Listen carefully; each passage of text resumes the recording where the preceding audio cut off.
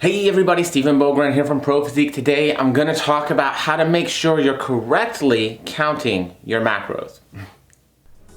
My name is Steven and this is our video about health and fitness things, and I work for Pro Physique and I am just a guy with a fitness thing for you. Alright everybody, I hope you're all having a wonderful day. Wow, what a week it's been. We are like, what, halfway through May already? Oh, more so. Wow. It just goes quick. It has been such a fast year with so much happening. I don't know about you guys, but it feels like, at the very least, in terms of things that are happening, things are getting like back to normal with the hustle and bustle and just busy weeks and weekends. So I hope that you guys are all doing well, but this is a really important topic because of the fact that, one, I think a lot of us don't really talk about it, and then two, it's hard to manage, or it can be difficult to manage. And so maybe if we don't talk about it, we never started doing those things. And maybe if we've been doing them for a while, we've just kind of gotten away from doing some of the things that help us to be able to track more accurately and appropriately. And so I'm sure you all know that when we talk about tracking, we're talking about weighing out our food with the little scale, being accountable, having numbers, and knowing what we're doing. So for those of you who haven't done any of that, the first part of that equation is simply to track all of our food and drinks. That can be difficult in and of itself because of the fact we may have a lot of preconceived notions about what is a cup, what is a gram, what is a tablespoon. And those things can change based on food sources.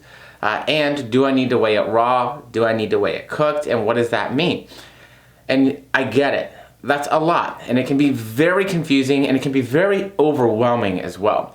Because the thing is it depends. Some foods we may want to cook or measure raw, right? We don't want to cook them raw. Or do we want to cook them raw? I'm stupid.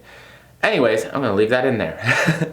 So we want to measure raw because they maybe gain extra weight or lose extra weight from the cooking process. So things like rice or pasta, probably easier to weigh out raw. That way we know exactly what we're getting, because if we then cook that and add water to those things, hey, guess what? Now that same weight is going to actually represent less total calories. You could also just use things like the microwavable bags of rice to just save yourself all of the issue there. But that can be tough. And what's a tablespoon? Well, are we looking at a tablespoon by weight, which is, I think, 16 grams? Or am I just saying, hey, I'm going to eat some peanut butter, tablespoon. And how big is that spoon? What does that mean? That's one of the really big ones I see is the peanut butter or the oils or the almond butter or the fats in general. And this one is tough because guess what? We probably need to utilize either a specific measuring spoon or using our food scale to make sure that we're getting the correct actual weight on that. Oatmeal can be another one. Sometimes we say, oh, it's 1/4 a cup, and we take a measuring spoon of 1/4 a cup. But does that measure out to the same weight? And so the first really big thing we want to talk about, I think, is, okay, we know we're measuring, we know we're doing that stuff, is making sure that our portions are in the right format. What I mean here is saying, okay, is it a tablespoon, is it a cup, but what does that equate to in weight, in food weight? Because this is a very common error that we see and honestly can equate to a lot of extra calories. We may think that we're getting 1 tablespoon of peanut butter. However, we could most likely be getting 2 to 3 in that same serving, meaning we are getting double to triple, possibly more of the calories and fats that we think we are within that serving. One of the other really big ones I see is the no-calorie things, okay? And so things like cooking spray butter, light butter, those kind of things, they are no calories. Now, the reason that they are no calories is because if the serving size has it to be under 50 calories, they are legally allowed to, therefore, now say, hey, this is a 0 calories. However, we might not notice that the serving size for something like a cooking spray or cooking oil is probably like 1/8 of a second of a spray or 1/4 of a second of a spray. I don't know about you guys and gals, but I am spraying that for at least a second or two to actually coat the pan because I ain't cleaning that later, right? And spray butter, what is that actual serving size? Well, how many times am I spraying my English muffin in the morning? Times 25. So those things can really add up. So not only do we need to make sure that we're paying attention to that weight to volume ratio and where that kind of serving size is with that, like how is that serving made up?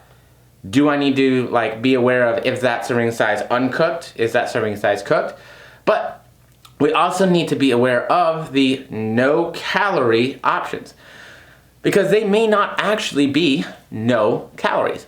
It might simply be that that serving size is so small that it's allowed to be posted as no calories, but it does actually in fact have calorie value for the amount that we're going to use. Woo, that is a lot, I know. So let's keep it simple on the last one, how I'm gonna wrap it up. Let's talk about proteins. Protein is another big one, and it's very confusing because everybody says, or a lot of people say, you have to weigh it uncooked. Well, I don't know about y'all, but me trying to get 4-ounce servings of chicken or 6-ounce servings of chicken or beef or whatever it might be uncooked for a steak or something that I have to cut up is very difficult.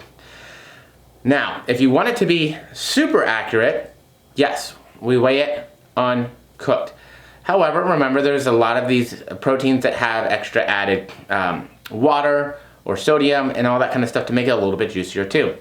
Chicken breasts, yes, 100%. I actually do not like to have to weigh out my proteins raw. I weigh them out cooked.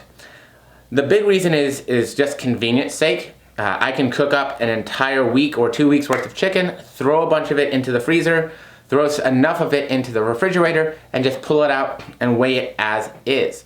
I find that that's easier. Now, if you go with fattier cuts of meat and proteins, for those of you carnivores, that may be a different story because now you could be getting a lot more of that fat than you think you are. But if you're going with lean cuts of meat, it's probably going to be pretty safe.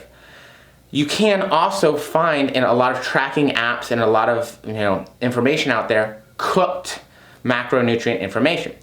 I find that this just makes it easier and more realistic for me for my lifestyle. Trying to do all those portion sizes and serving sizes ahead of time, very difficult, very time consuming, drives me crazy.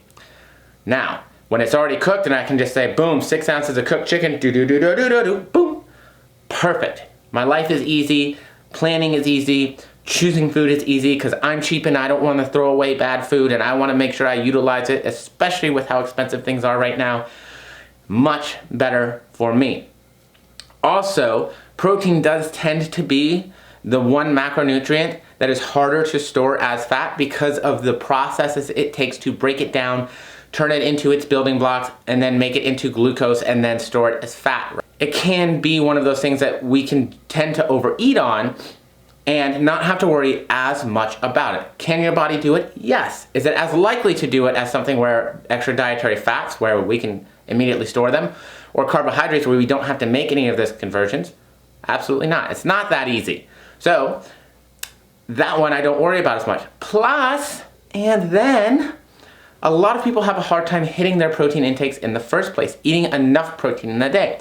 So if we overshoot that a little bit, it might not be the worst thing, particularly speaking, as long as we're healthy and we're trying to put on more muscle and maintain the muscle we have. So I don't worry about protein as much. So I hope these tips help. These are some of the big things that I think most people struggle with and most people find they kind of get off during the process. And of course, remember, I take this one for granted, if it goes in your mouth, it counts. So don't forget to count your little snacks, your treats, and all the other things as well. Make sure we're accountable to those also. So I, again, hope this helps, guys. Y'all have a wonderful rest of your day.